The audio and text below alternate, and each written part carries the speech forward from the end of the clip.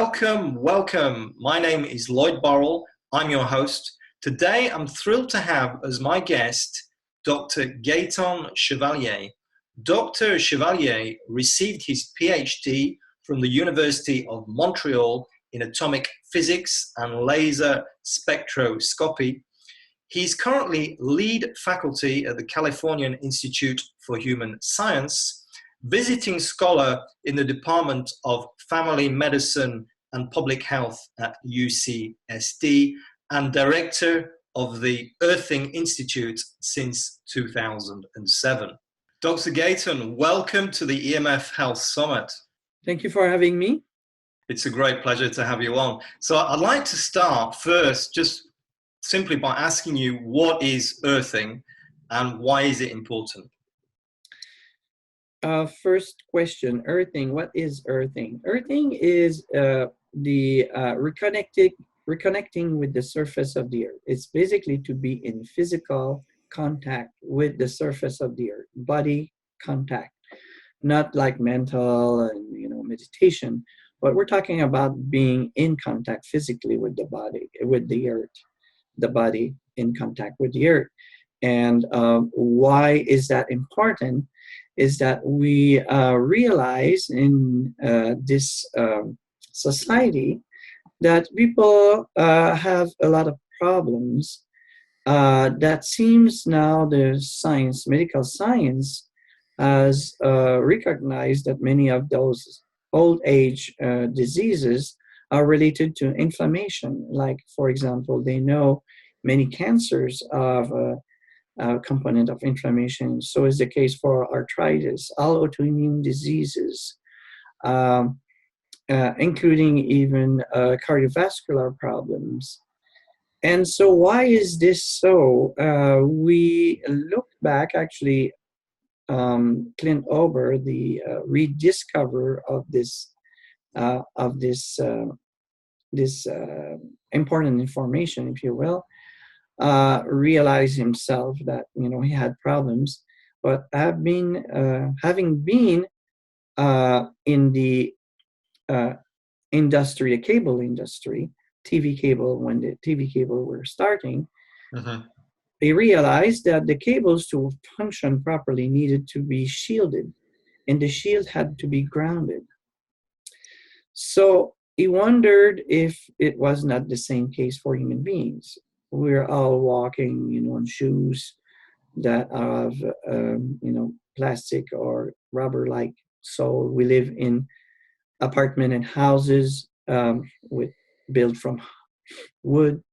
And so he just tried it on himself, having himself some issues, and found out that his problems, he needed medication to go to sleep. And he found out that that night that he grounded himself, he slept very well, and he forgot to take his medication. And so he started with other people, some friends that he knew had some inflammatory problems, and they too had a good response. Okay. And that was the start of the spreading of the earthing. And maybe we can go a little bit in Yes. So, and I've read the book. It's a great book, Earthing. Thank you. I think it's called. Yes. And it's a great story. Because he went through a lot, didn't he, Clint Ober? Yes. A lot of he was a very successful businessman, and then he kind of left his home luxurious home with mountain views, and decided just to set off in his motorhome and sort of discover, ponder, contemplate, so there's quite an amazing story behind this. Yes. And the reason why he did that is because himself he experienced a difficult health challenge where his liver got infected from a root canal process, and that almost killed him. So that's what made him rethink, his life and where he wants to go. Yes. And it was just you know, by, like you said, he sold everything and went into a mobile home and travel across America and find some answers. And he was in Sedona at some point where he was sitting on a bench park and he saw everybody was, having running shoes and just thought about his work as a cable industry person and thought about his problems. And that's where he had this idea. I mean, why did he stumble upon this idea is another story. Yeah. But the fact that he did is pretty interesting. And the fact that he had the means to spread the words and go around was a very important factor, because he's the one who came to where I was doing research and convinced me basically of this. Well, that's what I was going to ask you, because you've got quite an impressive background, University of Montreal, atomic physics, and I guess you're rather an unlikely candidate to be speaking about Earthing, it seems anyway, looking at what I've seen of your bio. And so, if you could perhaps address that, how did you discover Earthing? What turned you on this? Yeah, it's more that Earthing discovered me because I was director of research in a private school in California, in San Diego area.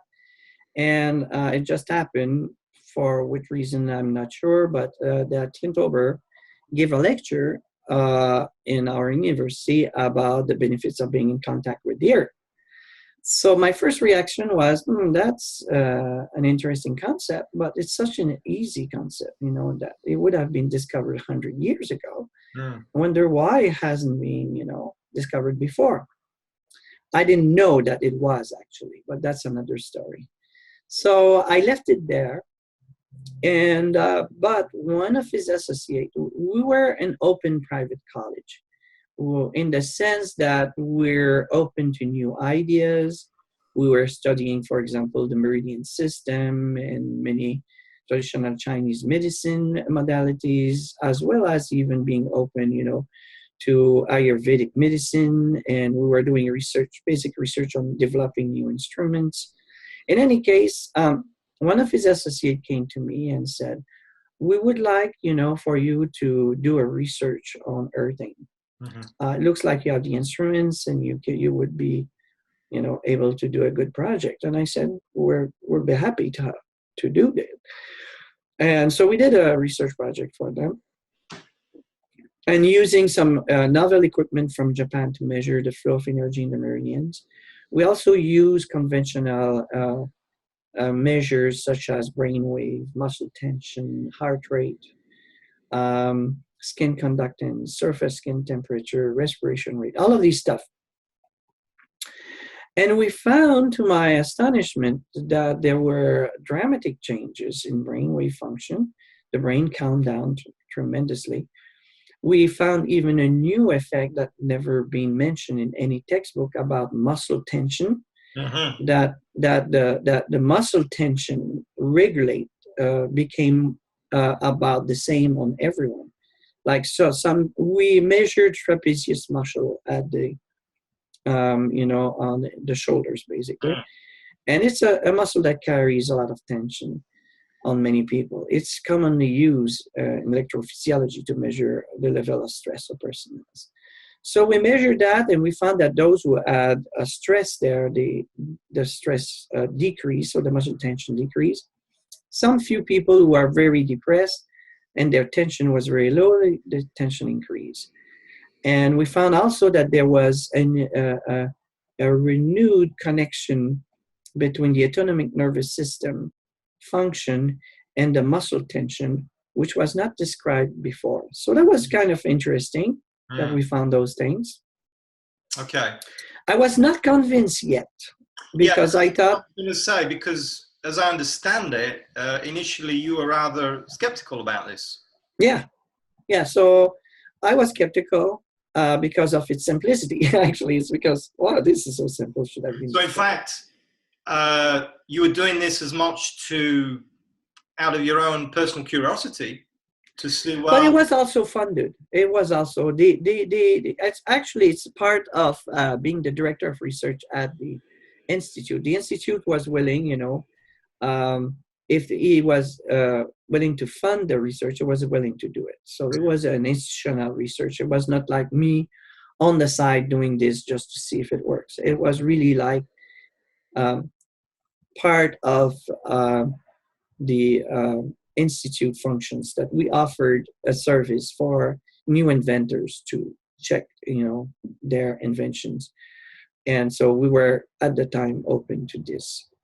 But this project, although intrigued me, did not convince me completely. mm, The reason is that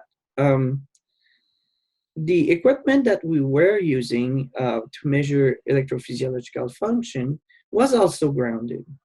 And so I thought that, what if there was a loop of current or something? So I was intrigued. We were seeing, something that would be interesting to replicate. And later we did. We purchased a more sophisticated equipment. The data acquisition was isolated, so everything with the amplifiers and everything were actually battery powered. The signal was transferred to a computer by optical cables. So everything was kosher, and we did the project again, and we got at least as good results. Then we had a few patients coming in, also a few people. Some of them were my friends. One of my friends had a bad arthritis in the hands. He was hiding it very well because I didn't know. But when we were there, he said, well, we asked him if he had a problem. He said, well, I have arthritis of my thumbs. And so we asked him if he would be willing to be grounded and see what happened. He said yes. So before grounding him, we asked him, what is your level of pain now in your thumbs? And he said, from 0, being no pain, to 10 being I want to jump off a bridge. He said 8. I was surprised because 8 is like, very high. He said, yes, I'm used to live this way because nothing, curb the pain. I take pain medication, is not very effective. So we grounded him, put patches on his hands, and waited to talk to him about 45 minutes. And then we said, how is your pain now? And he said, oh, that's interesting. It's down to about 2 or 3. And he said, nothing does that normally. It's pretty amazing. So in AC, the research doing good results, my friend having good results. And then this lady with multiple sclerosis came in, and she was desperate. She could not use her left arm. It was twitching all the time.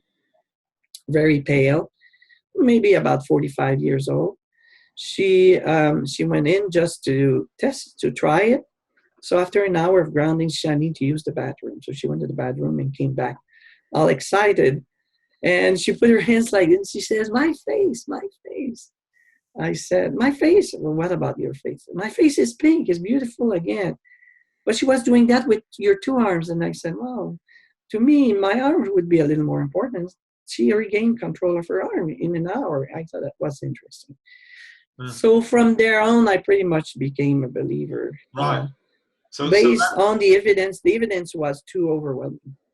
Right. So that was the beginning of this. So Yeah. that's what I'd like to talk about now, is about the science, because it is a controversial subject, and we'll get onto the controversy afterwards. But let's talk about the science first, if we can, because I have interviewed you before. Yes. The last time we spoke, as I recall, you said to me there were 19 peer-reviewed studies, and obviously peer-reviewed studies, that's like the gold standard in terms of studies. So, where are we now on this? We are at 23, and we attracted a lot more attention, so we have more studies in the making. So 23 peer-reviewed?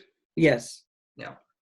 And we have now studies going on hypertension. So we're going more into the different disease and problems now that we have understood the basics. So the first maybe 10, 12 studies were really to help us understand what was going on, was really impacting inflammation, was really earthing impacting different diseases. What were the counterindications? There are counterindications.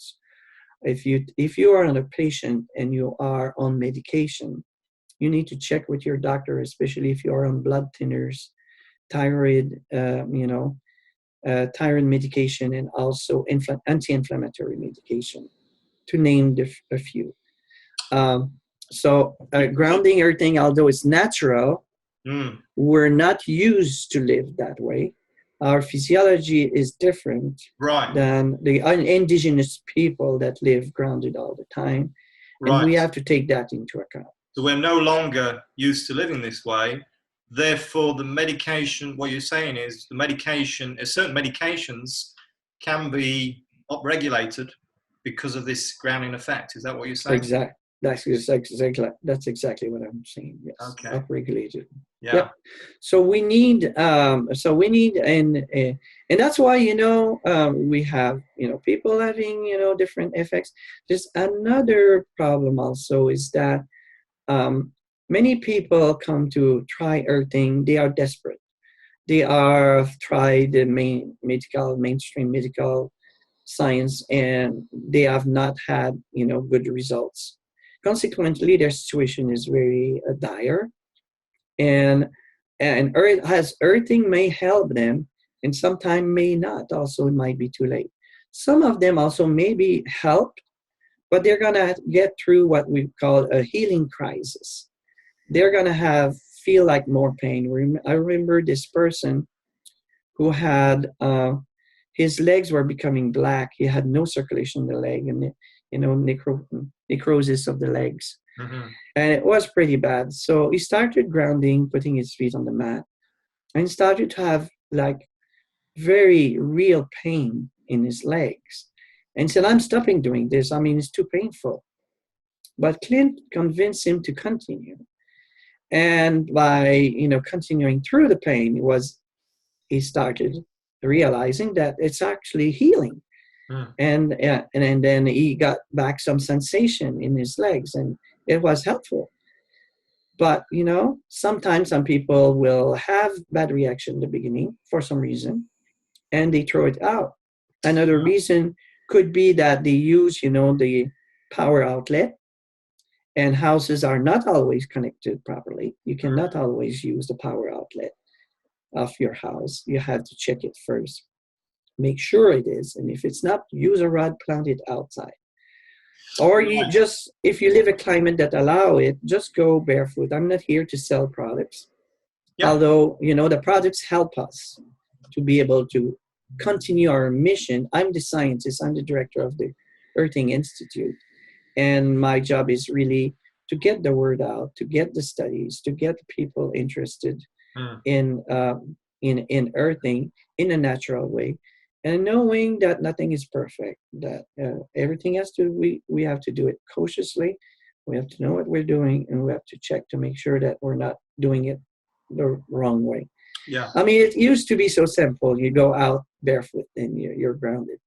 But today it's a little more complicated because of the society we live in.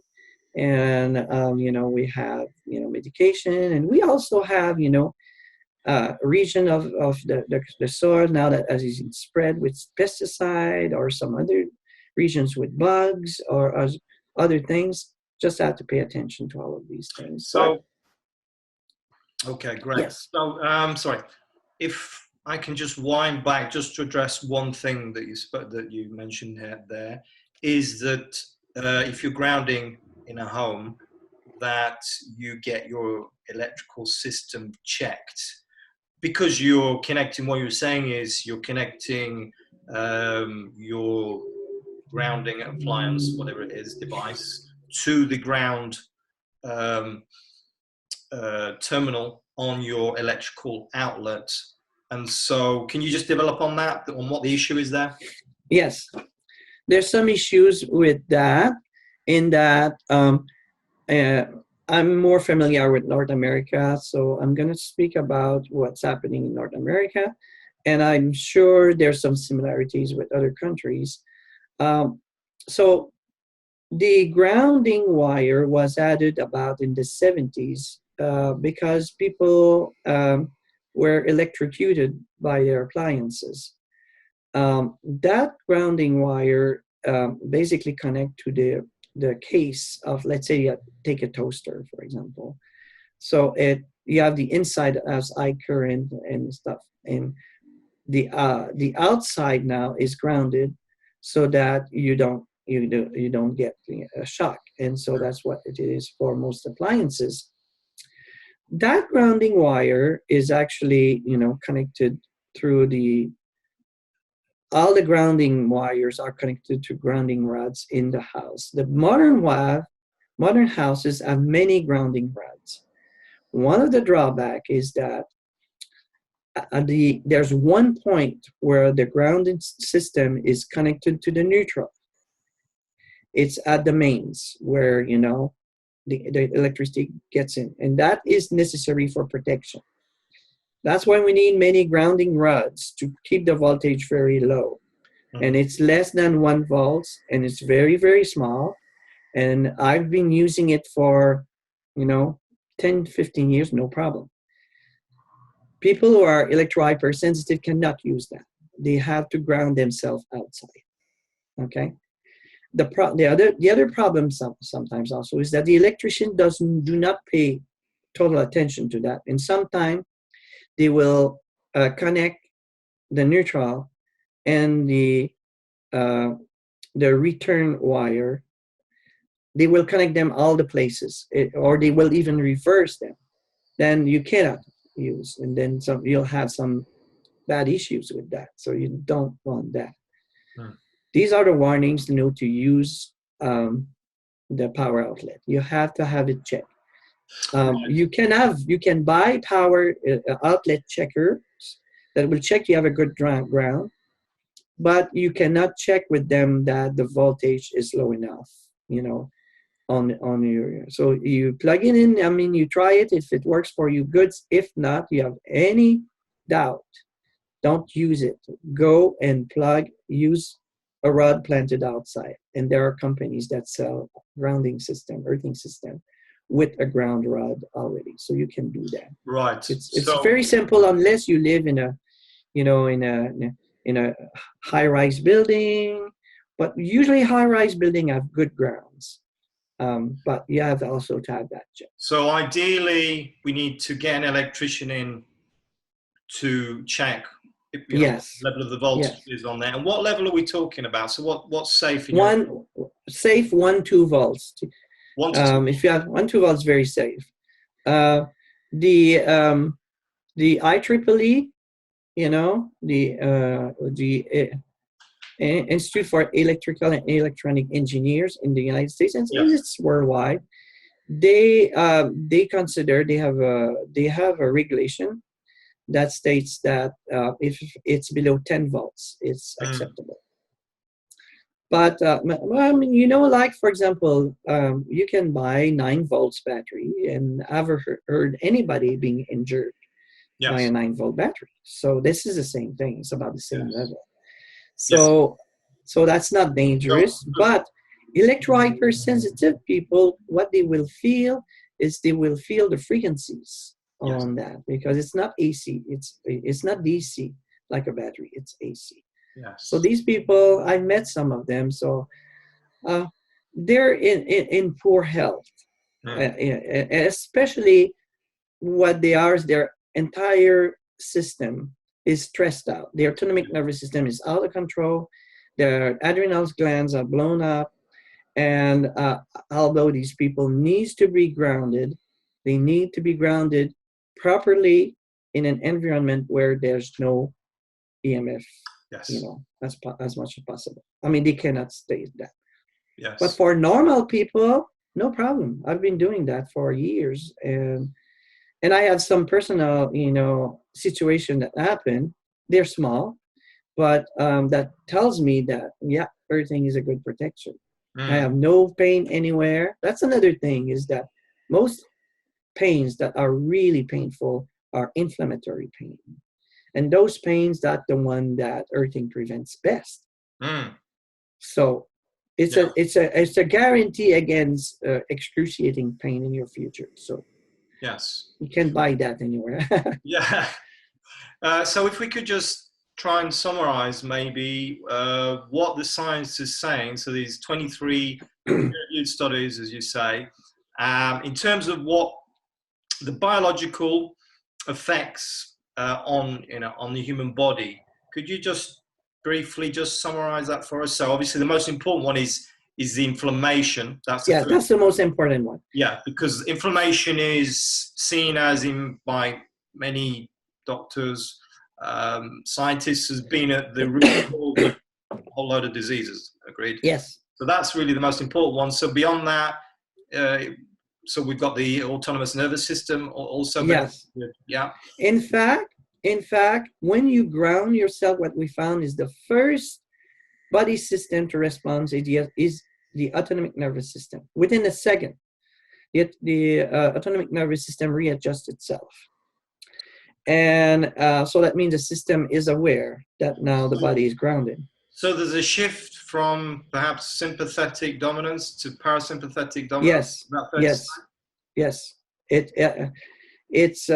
There's a shift towards that direction. It's not always directly going into parasympathetic dominance, but it's going in that direction. Right. And what happens after that, if the person is grounded for about 20 to 30 minutes, then some physiological changes happen. It's like the nervous system in the brain, because the brain is part of the nervous system, saying, okay, we have now access to the earth and the electrons for long enough, we can start using it. It's, and they start trying to quench inflammation and other painful situations. Another point also, there's a couple of other points that that earthing does.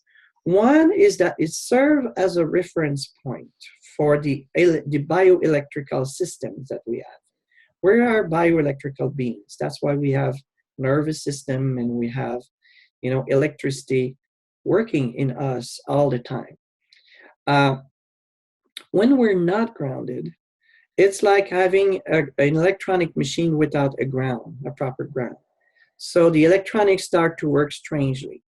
And the body is very sophisticated. It will create internally some kind of a virtual grounding point, which normally is in the bones. And then, but after a certain while, the bones will be providing the missing electrons we're trying to keep. That's why osteoporosis and stuff like this also help with earthing. And that's why we do have osteoporosis and stuff like that. The bones are used to help the body to create a virtual, ground. So it works for so long. After a certain time, something breaks, and in one of the system that really needs that ground to differentiate what is self versus non-self is the immune system. So because of this lack of of firm potential differences, the immune system start to lose the connection or the information that it needs to determine what is self and non-self. And so you start to get autoimmune diseases. So it's not an inflammatory base, this one. It's based on a bioelectrical situation. Mm-hmm. So that's another important. A third one is that being connected with the earth connect us to the frequencies of the earth. For example, we talk about the Schumann resonance. The Schumann resonance is outside, and that's 7.8 hertz. And we used to bathe in that frequency, and that's why our brain works best when we are at 7.8 hertz. People are calm. That's exactly in the alpha state. That's the way we're supposed to function.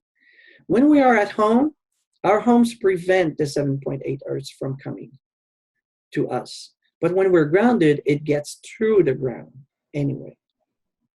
So we found also that people who travel a lot, if they put their feet on the local ground for about an hour, half an hour to an hour, their system reset themselves and they don't have the jet lag. Yeah. So, there's a few things that earthing does that are very beneficial, and that we didn't even know that we were losing slowly, by not being grounded. Yeah.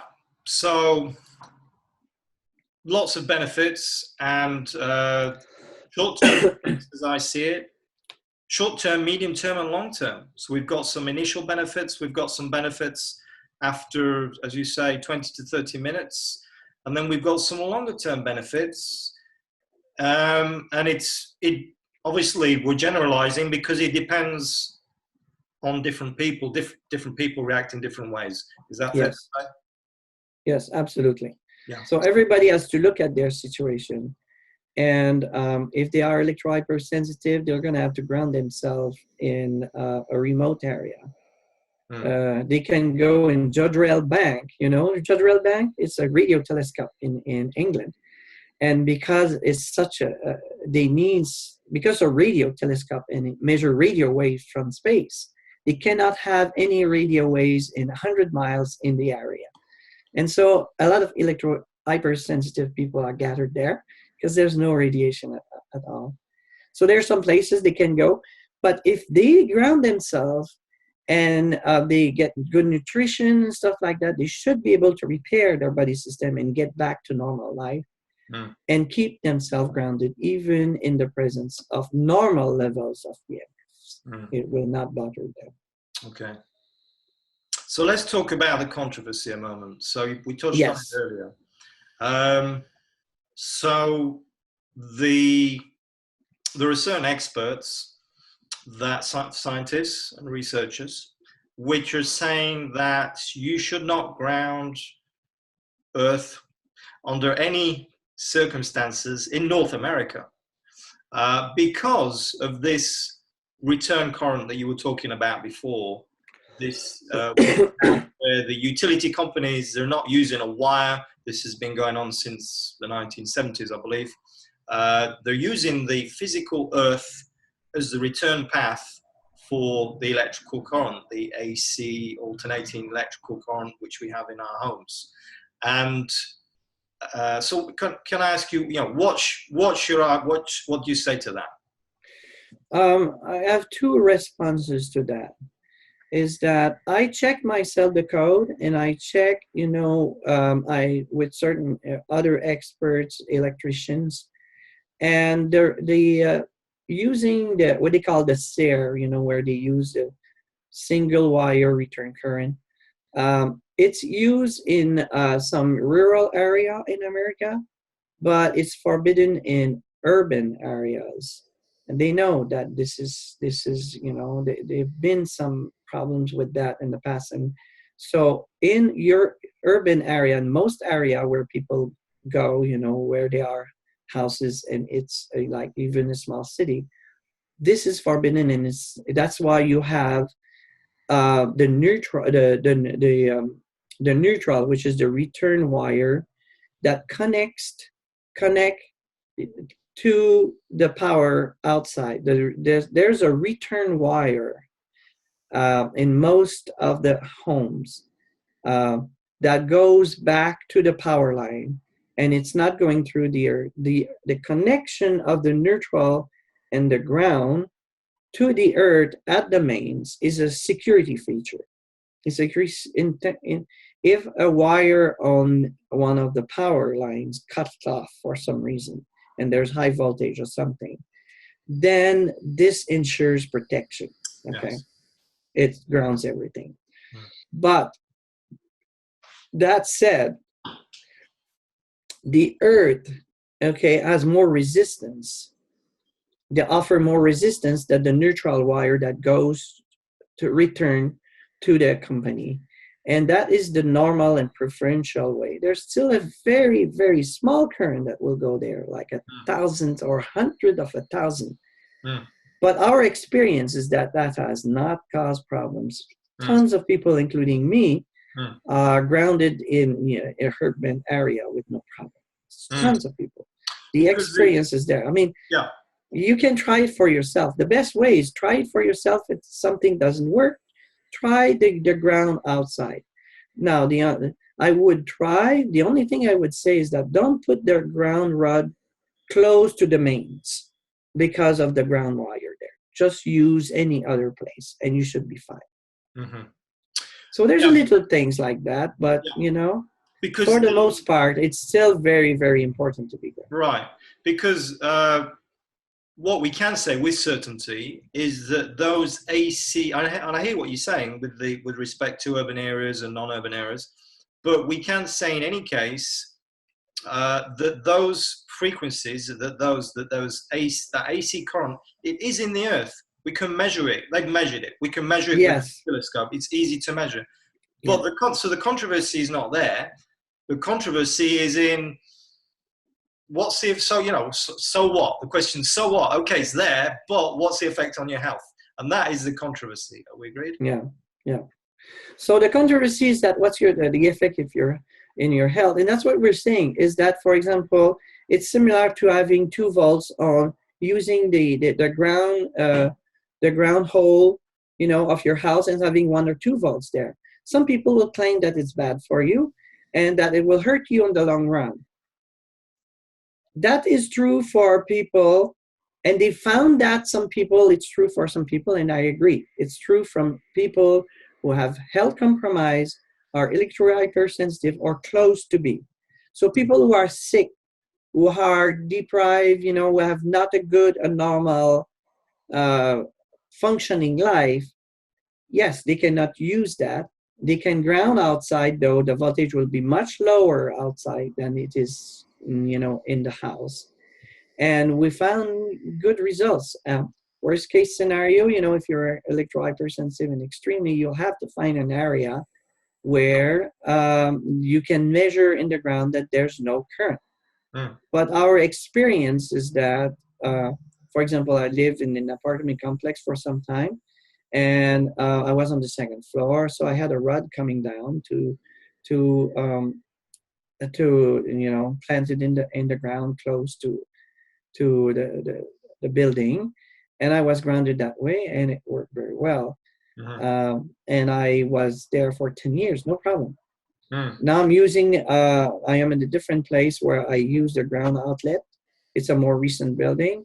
I've been using it, and I sleep very well. It works very well. Right. So you just have to make sure that you use the needed precaution. Get an electrician to check your grounding system in the Right. house. You may even have that electrician look at the outside, you know, where is the mains, and not be close to the mains. Mm-hmm. Normally, if you're not close to the main, within like 3 feet of the main, you know, 10 feet of the mains or more, there's no problem. I measured myself, you know, for a big school, which had a lot of power. And we found effectively that there's some voltage in the ground, which decreased pretty rapidly if you go away from the mains.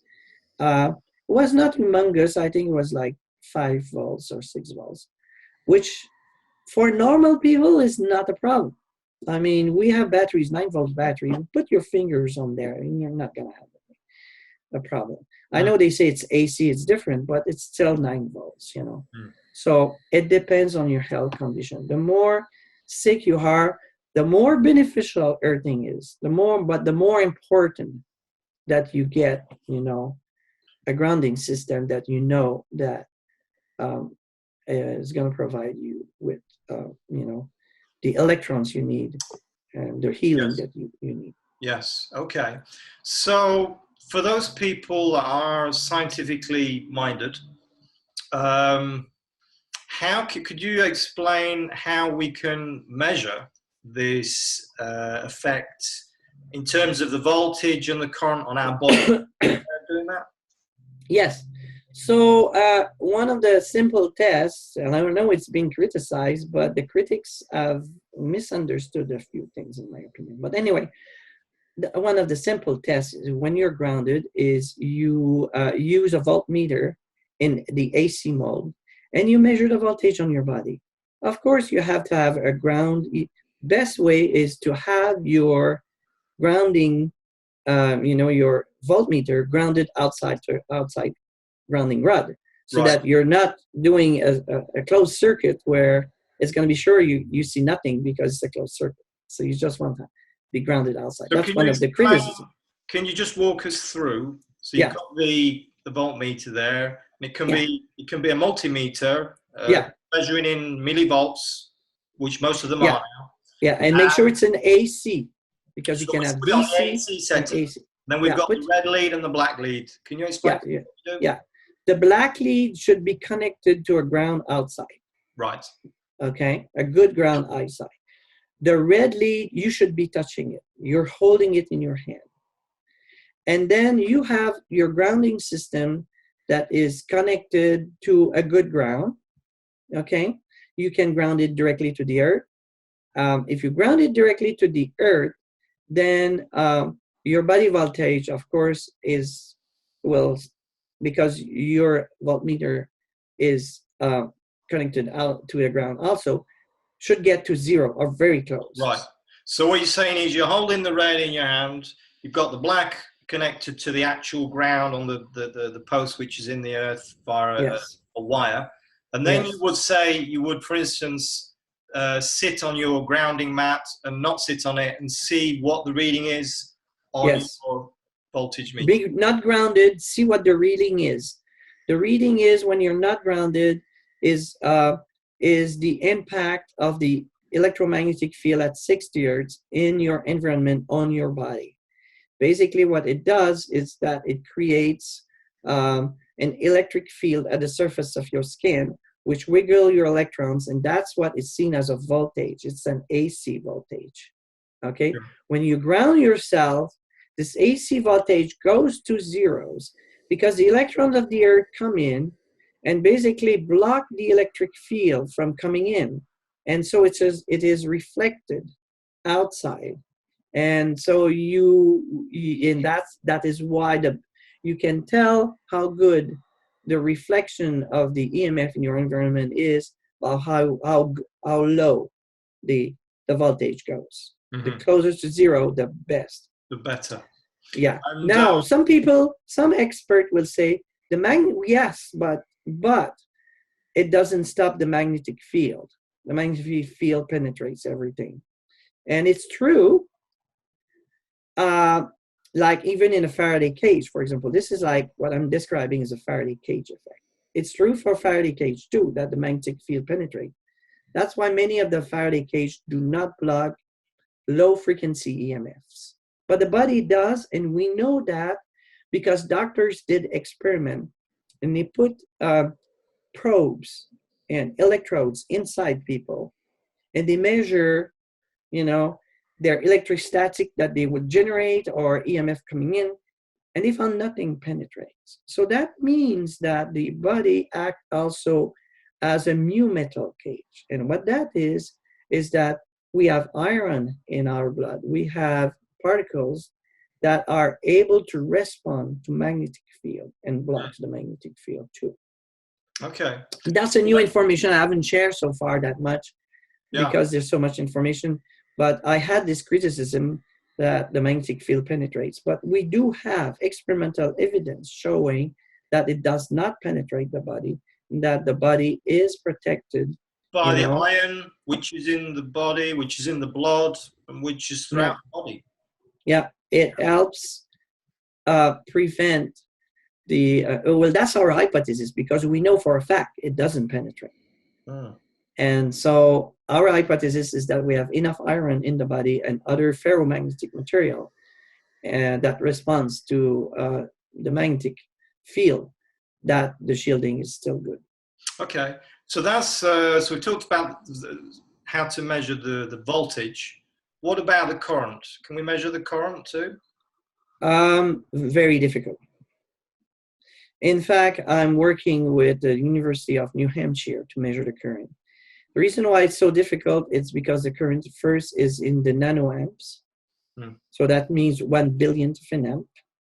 And you can see that only after being very careful to eliminate any source of static electricity. Static electricity, and there's a paper published on that by a researcher at the University of New Hampshire, showing that he couldn't see anything because static electricity was overwhelming, So it's a very tricky process. We are in the process of doing that, but measuring the current is very difficult because the transfer of electrons is in the nanoamps. Now, if you think about this, this is very small nanoamps. But in terms of number of electrons, which still in the billions that coming in, because there's 1 amps is about what, 10 to the 18 electrons per second. So it's a lot of electrons. So and that's maybe a reason why also we found that if you have pain somewhere, you have inflammation of the joint or something, put a patch there.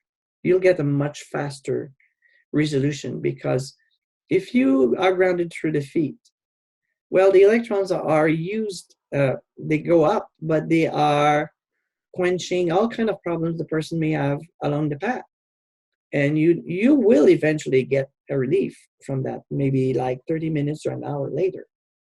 But I mean, if you put the patch there, that's where we found that the electrons go first, and that's where they're going to try to heal first. So there is a virtue in grounding the area of inflammation first. And so you mentioned static electricity. If we could just talk about that briefly, because that's another phenomena, isn't it? And we've all felt that. We all feel that. I feel it. For instance, in France, I live in France, and we kiss a lot. The men kiss, and so you go to somebody and you get this static electricity. Yeah, you touch a doorknob and suddenly get a shock. Yeah, that's static electricity. So how does that factor in with this earthing? With this practice of earthing? Yeah.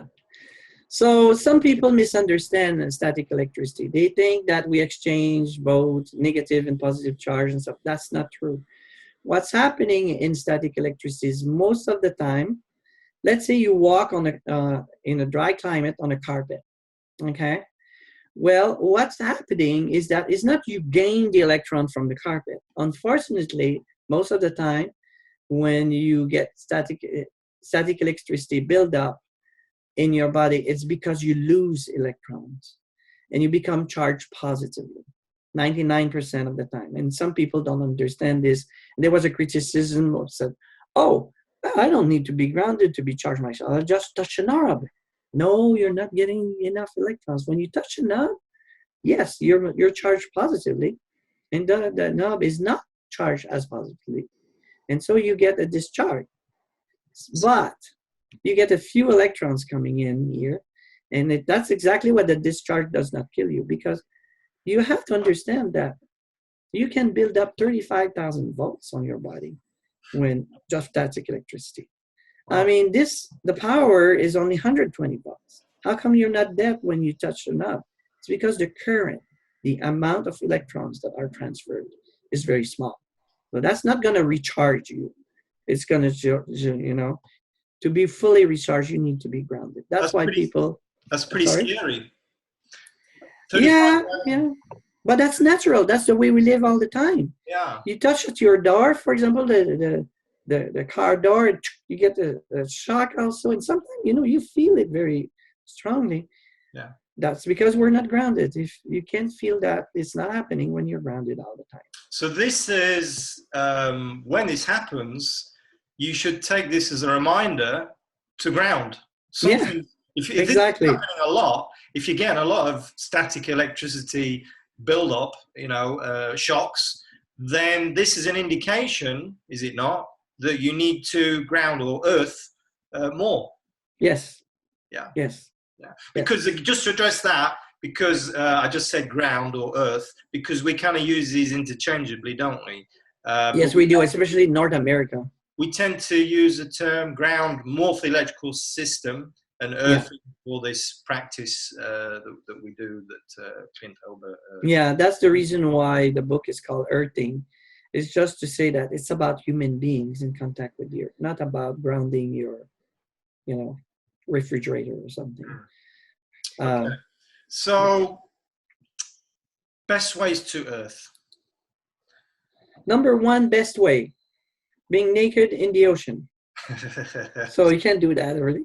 I mean, I live in California. I live close to the beach, and I can see those people or the surfers, they go at 6 a.m. No matter the temperature may be only like 45 degrees. So that means what? Maybe like 10 degrees Celsius.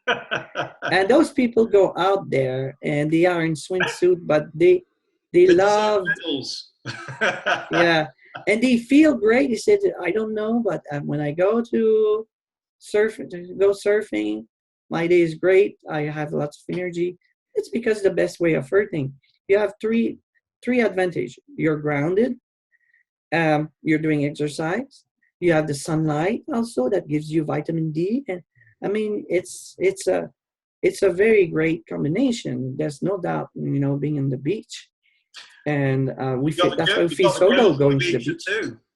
I'm sorry. You've got the girls on the beach too. Exactly. So we've got everything. Nothing else missing. So that's why, and also the oceans themselves, because they're charged negatively, because the water is conductive because it has salts in it. You get negative ions coming from the ocean. So when you're breathing the air, you still get some negative charge in the ions because most of the time the air is charged positive. And that is another subject, is how the earth works. Earth is the surface of the earth itself is a battery. The surface of the earth is the negative pole. The ionosphere 60 miles up where the sun ionizes the gas is the positive charge one. And it's the energy of the sun that always replenish, the electrons from the earth and maintain the earth as a battery. And we evolve in that battery. And we need that energy, and we have the Schumann resonance, and we have the grounding, and the electrons coming there. That's natural environment we evolved with. So, if we could list up, have a hierarchy of earthing, the top would be number one would be naked in the sea, and variations of that, obviously, with to remain decent in the interest of decency, right? A wetsuit or some trunks or a bathing costume. Right. So that would be number one. Number one. Number two would be going to barefoot. Yeah, barefoot in the grass, wet grass. Like for example, there's another thing that I think they do a lot more in Europe, is that there's this thing in going early in the morning, bare feet in the grass with the dew, and there's known to be some benefits to that, and it's true. Now we understand. I do that every morning. Oh, good. Good. You look healthy. And that's the second one. And there's even the alchemist who said you have to get the water from the dew to get your alchemy or whatever. But there's some mythology, and we understand why. It's because it's a very good way of grounding. And the more you're in contact, like you do go picnic and you lay down, in shorts and no top, you lay on the ground, and it recharges you. It's probably the second best one. Yeah. So the swimming in the sea, the going barefoot, variations of that, walking in the dew in the morning, on the grass, and then really we're looking at, and then we've got wearing. I mean, it's difficult to give an exact hierarchy, but a broad hierarchy. Wearing, earthing shoes. Wearing earthing shoes is good. Yeah. Or sandals. Yeah. Earthing sandals. Yeah. Yeah. There are some companies now that make earthing shoes. Yeah. Yeah. You got some? Yeah. Yeah. Yeah. So, So earthing.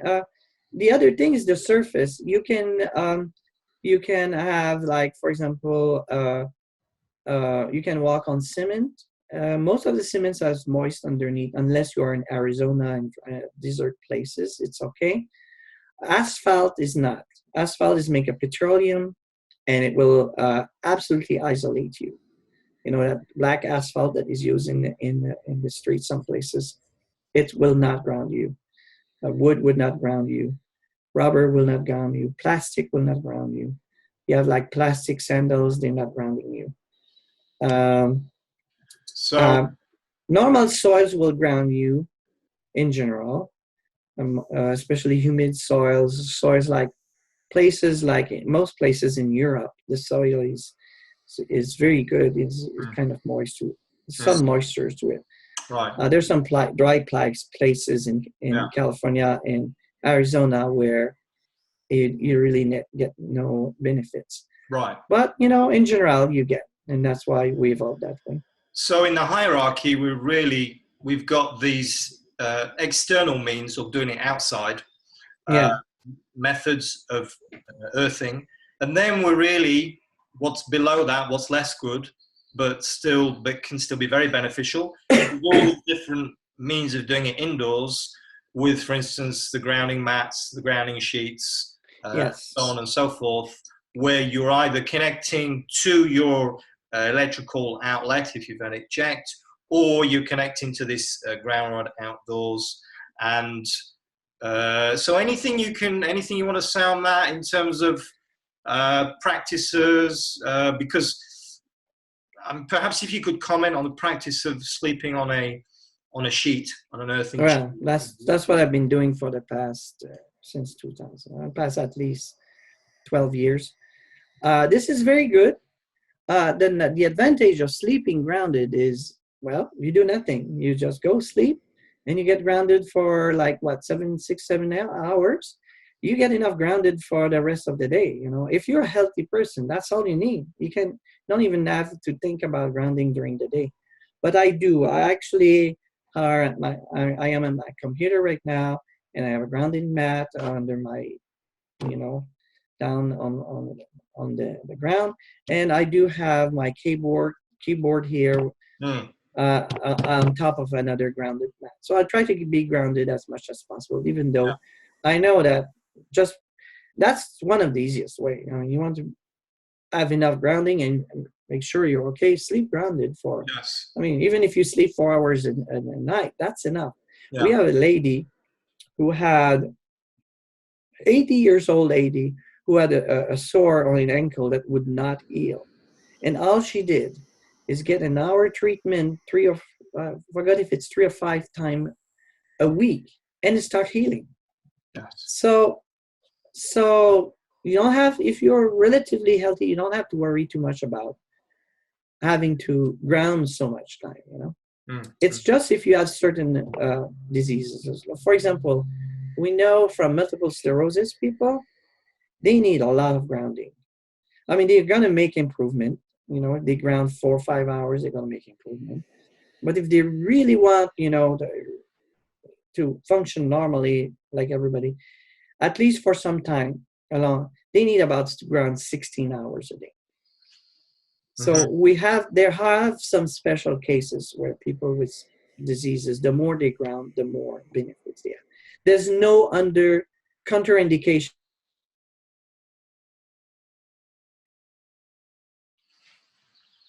Oh, I don't think that exists. But the reverse is rather true. People don't ground anymore, and they have all kind of autoimmune disease and a disease spread, due to even Alzheimer's has inflammation base. Even for children, autism apparently has some inflammation now. Some new research shows. So yeah, there's really a long list because, as you say, there's so many diseases which are inflammation based. There really is a very long list, and as you've mentioned, multiple sclerosis, Alzheimer's, autism.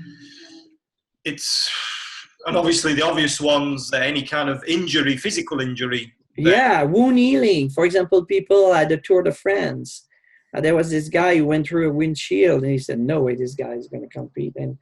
And the guy in charge who was grounding, was an expert in grounding at the time.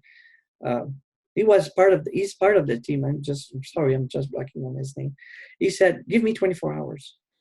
So 24 hours, what he did, he wrapped this guy into, it's like a grounding sheet. And then he placed patches, the grounding patches are really the lowest resistance. Place patches all around the wound. Of course, after the doctors saw the whole thing together, And within 24 hours, the docs came and they looked at it and said, it's healed enough, he can continue. So he continued his race.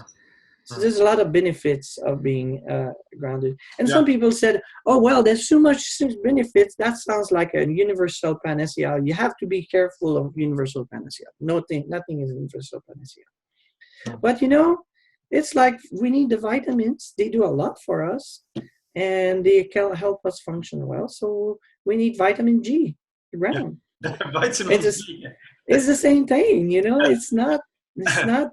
It's not a miracle. It's just the way we're built. Yeah, it's like a car. You don't give it gas, you give water instead. You have all kind of problems, and then suddenly gas fiddle it. Oh, gas! It repairs the whole thing, gets the car going. It's a miracle. It can't be. No, it's the way things work. You just need to understand how things work. So, vitamin G, as you say. And just very lastly, because we're running out of time, but I just want to address this question on grounding or earthing in a high EMF environment. So that's to say, what I mean is, where perhaps there's Wi-Fi and computers in an office, for instance. Yes. Have we got, in terms of the studies, how clear is this question?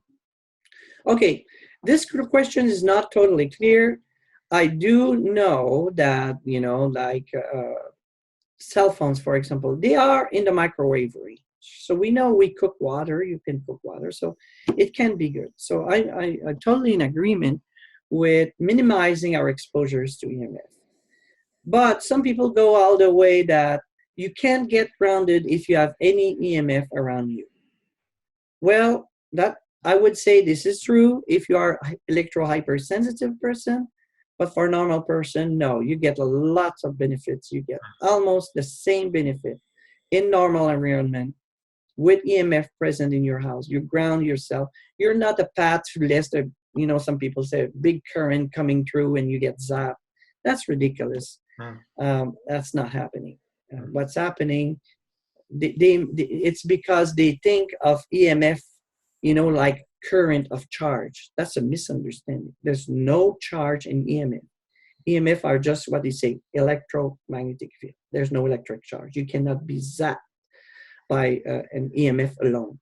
What EMF can do is they can, if they're very strong, make your electrons inside move very, very fast and very strongly. But they're not made of electrons in any way or charges. So that's a misunderstanding that some people say you're going to be zapped if you're grounded where there are EMF. You're not. You're just, your body, our experience shows, and our experiments show that when the person is grounded in the presence of EMF, the EMF do not penetrate the body, at least the lower frequencies. I cannot say about, like if we go to radio frequencies, what would happen. And so that's why I'm totally with you with coaches. I use earplugs, I'm staying away from my cell phone as much as possible. I totally agree with those things. What I disagree is that to be grounded in an EMF environment, normal EMF environment, is bad for you. It's not. I've been doing that for 15 years. Yes. And it's been very helpful. It prevents me to have a tooth decay. Anyway, I have my own personal stories, and I can tell you that it's not the case unless you are electro-hypersensitive. Then you have other problems. So right. Okay. You're not, but most normal person, absolutely ground yourself in normal environment. You're not going to have any problem. Yeah. So just very lastly, is there anything you want to share with the viewers before we wind up on this? Yes, I want to share that there's a lot of misinformation out there, that the people are focusing on one little edge of something, but in general, with normal precautions, grounding is absolutely marvelous. It will prevent you of having so many problems, health problems later. That's why I'm doing this. We've seen people, where this lady, for example, just finishing with this, who was scheduled for surgery because of she's at 92 years old, and she had so bad circulation in her legs, she was scheduled for surgery. She started grounding, and her legs improved so much that, that by the time that the surgery was scheduled and she got there, they said, "You don't need it." Yeah. And she was just, some people are debilitating pain. We had a letter of a lady. She was living in pain for 30 years. Nothing helped her. And she got grounded, and she said, "This is marvelous. Within a week, I'm myself again." So when we receive those letters, we know that what we're doing is helping people. And there is a lot of testimonials on your website, I believe. A lot of testimonials. You can see that. We had to classify them by different problems, A, B, C, D. So much there are. Yeah. Anyway, well, listen, yes. Yeah.